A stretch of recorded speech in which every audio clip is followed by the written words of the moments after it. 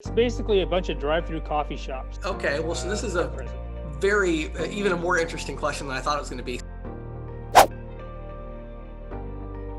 Let's back up for 1 second to reframe this so everybody kind of would know what the question is. So the question basically is, you have a large opportunity of merchants, got multiple locations, and your question is, do you pitch them compliant surcharging or do you go with cash discounting? Yeah, that's pretty much it. And I think in my email, I kind of gave you a little bit of the overview of they're using PayPal. Okay.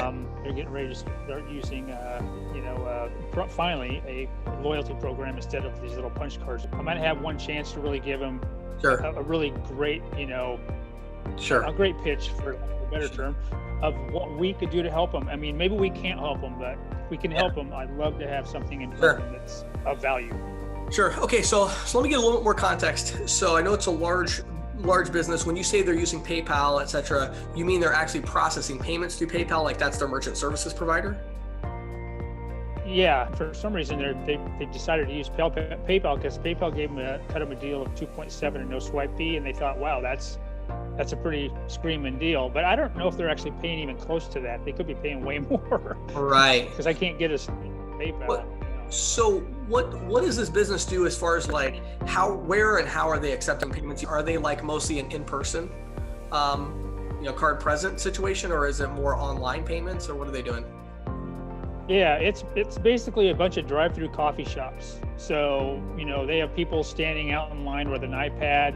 They take your order, they take your card, they swipe it or dip it, send it to the shop and pick up your coffee. So it's almost all card present, except for a little bit of stuff on their website where they sell merchandise. So yeah, it's a 99%, 98%. Okay, well, so this is a very, even a more interesting question than I thought it was going to be. So this is a coffee shop. Good.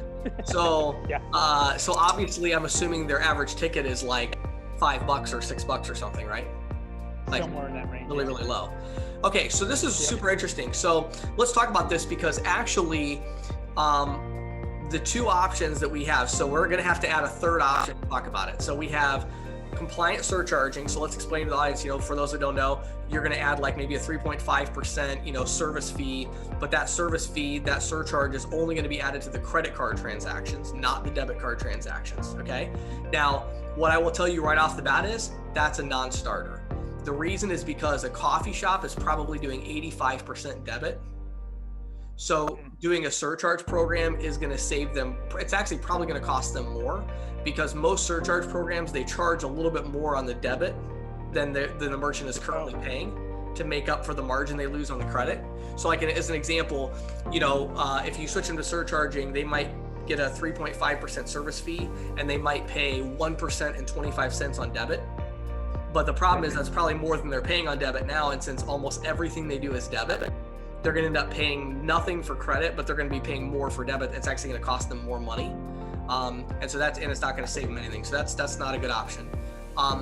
The second option would be a cash discount program where we have some kind of a non-cash adjustment. So we basically have a credit price and a cash price.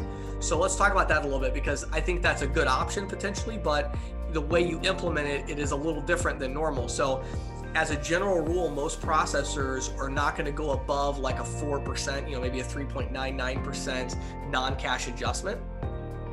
And the effective rate of what they're paying right now is probably above 5%. So you really can't go in with that and say, we can eliminate your payment processing costs, because the cost of running a $3, $4, $5 transaction is like 6 or 7%. Because with the signature debit transactions, if it's regulated, which is most of them, there's a 22 cent per item fee plus 5 basis points. I don't know if you're familiar with all that. Durbin Amendment, 22 cents, 5 basis points. That's the interchange cost. That's not, that's not like basis points of markup and per item fees and all that. That's just interchange. Well, if you take 22 cents divided by $3, that's like 8%. So on some of these real low average ticket size transactions, their cost is like 8%. So if you go in and say, we're going to do a 3.99%, cash discount, or however you would present it, you're actually going to be underwater. If you say we're going to eliminate your processing fees, you're actually going to lose money if you put them on flat rate 3.99%, because it's probably their cost is higher than that. So there's two ways you could approach this. the first way is you could go in with a pitch that says, we're going to implement a cash discount. They can honestly tell their patrons, their client, their customers that they're not even passing the entire cost through to the consumer, because they're not. And it's going to save them a ton of money, but not all of it. So the idea would be you're going to maybe still have them on like interchange plus pricing or something like that.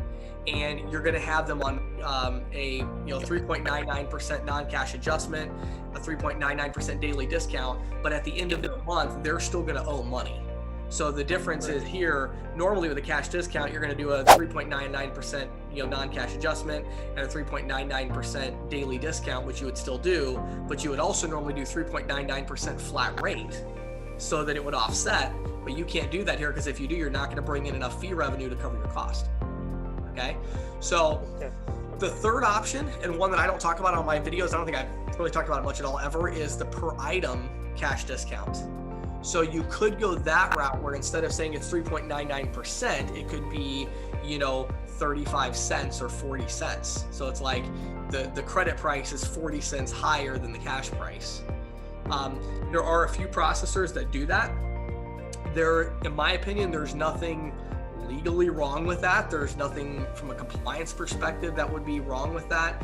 It is going to take the amount you're collecting up above 4%, but that's actually a surcharge compliance rule, not anything for a cash discount. If it's a real cash discount, it can be whatever you want. So you could do that per item version. That's an option, but the problem is they're going to get probably significantly more consumer pushback with that option than they would with a flat percentage. So here's all that say, long story short, if I was going to go make that pitch, what I would do is I would go in and say, what we'd like to do is we would like to add a non-cash adjustment or service fee, whatever your company's calling it. We'd like to change it so that we want to implement where your credit price on everything, whether they use credit, debit, doesn't matter, the non-cash price, we're going to take that non-cash regular price up.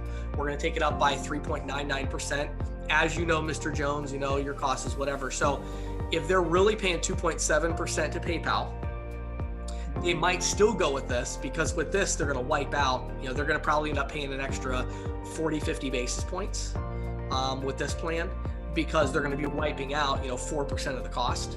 And, they're going to wipe out 4%, but they may be paying 5%, once you do interchange plus pricing for them.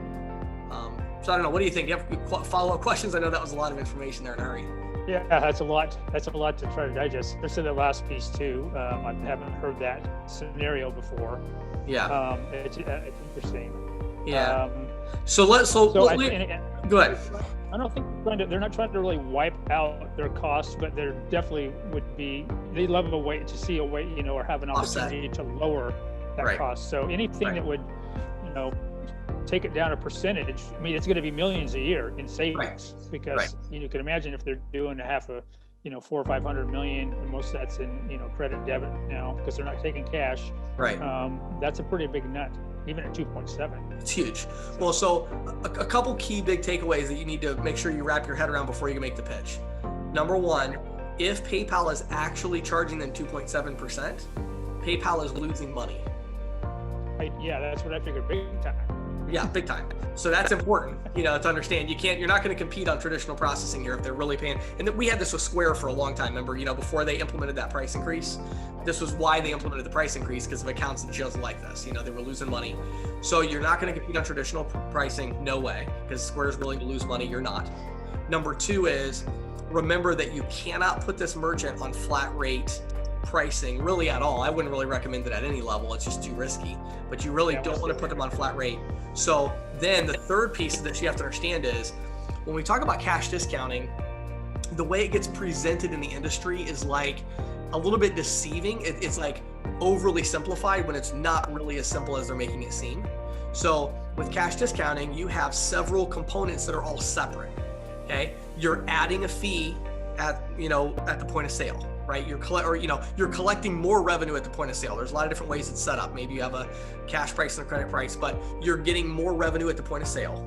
Okay, then you're collecting that revenue on a daily basis with a daily discount.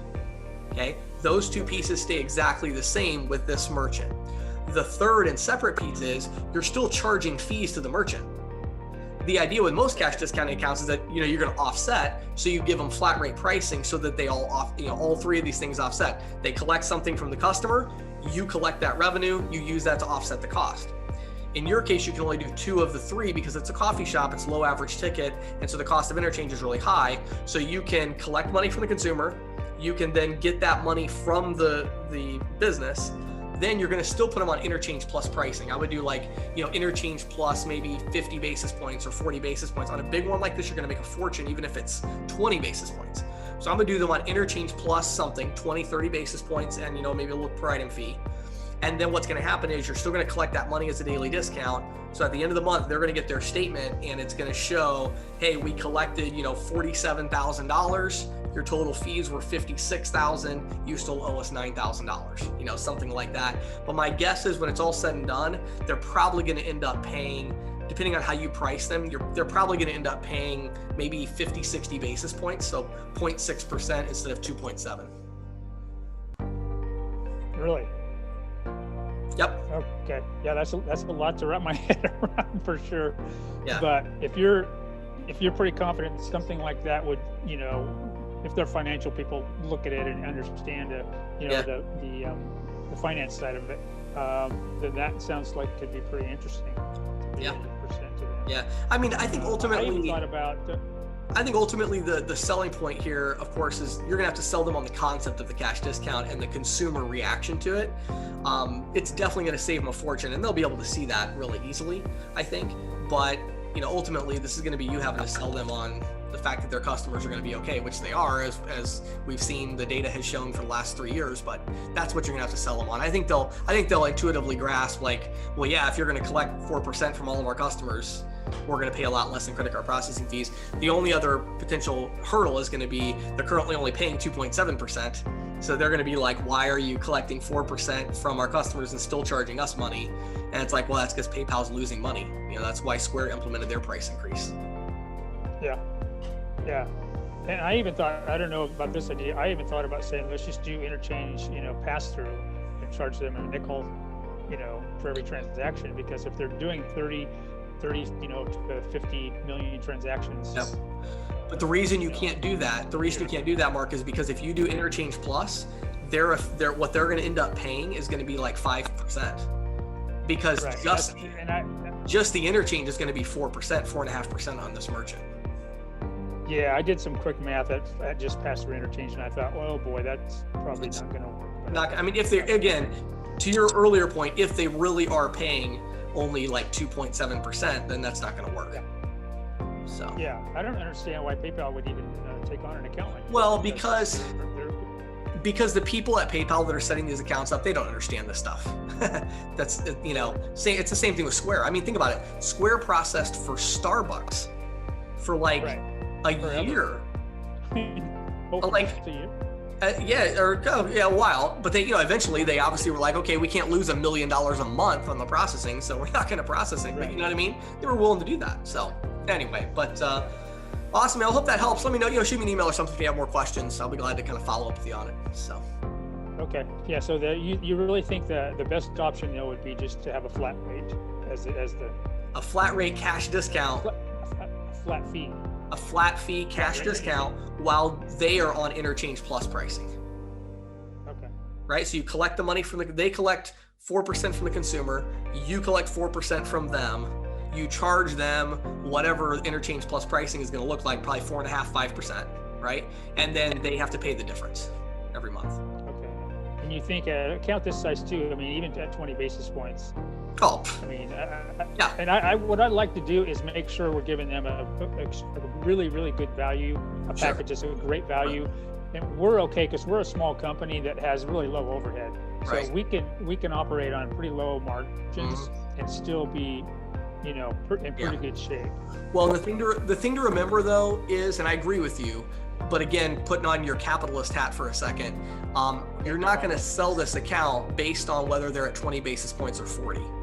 To them, I mean, that's going to make a big difference to you, but it's not going to make a big difference to them, because the question is, are they, well, no, the question is, are they willing to do a cash discount? If they are, you're either going to save them 2% or 1.8%. Like, of the total volume. Like it's huge. Like you're either going to save them 80% or 70%. Who cares? Like they're not going to make a decision based on whether or not you're putting them at 20 or 40 basis points. The selling point is you need to go in there and say, don't negotiate. You need to go in and say, this is the program. There's no negotiating. Like this is how the program works for a coffee shop. Do you want it or not? And the argument's going to be, are the customers going to be okay with it? The financial side is a no-brainer for them, even at 40 basis points. So you might as well make 40 basis points. Okay. That's my philosophy anyway. One more quick question. So at 40 basis, say you do 30 cents for 40 cents or whatever, markup on everything. Can't they just to kind of say, hey, we're either going to raise our prices on all of our goods, or we're going to do this, this a program where credit cards have this kind of a markup on them, or not credit cards, but we are doing it. You're asking, are you asking why wouldn't they just do a price increase? Right. Instead of doing the cash discount. Yeah. Sure. And the reason is because, a coffee shop actually does have a lot of cash paying customers. So the question is it fair to your cash paying customers to do a significant price increase for everybody when the only reason you're doing it is to offset the cost of credit card payments? So ultimately by doing that, what they're doing is they're actually doing the wrong thing for their customers. That's not the right thing to do. Like there is this group of customers that's costing you more money, and you want to raise the price on everybody to cover their reward points, their frequent flyer miles. So you have to make the pitch to them that that's choice. Right. That's not morally right. Like, yeah, like if the rent on your building goes up, then you should raise the price on everything, right? Because that affects everybody. Everybody's coming into the building. But if the cost of accepting payments goes up and you want to pass that on, well, you shouldn't pass it on to everybody because everybody's not causing that cost to go up. It's just the people that are using their rewards cards and their frequent flyer miles and all that. So you should just increase the price on them. Right. Okay, excellent. Yeah. Thank you. So awesome, man. Hey, have a great day.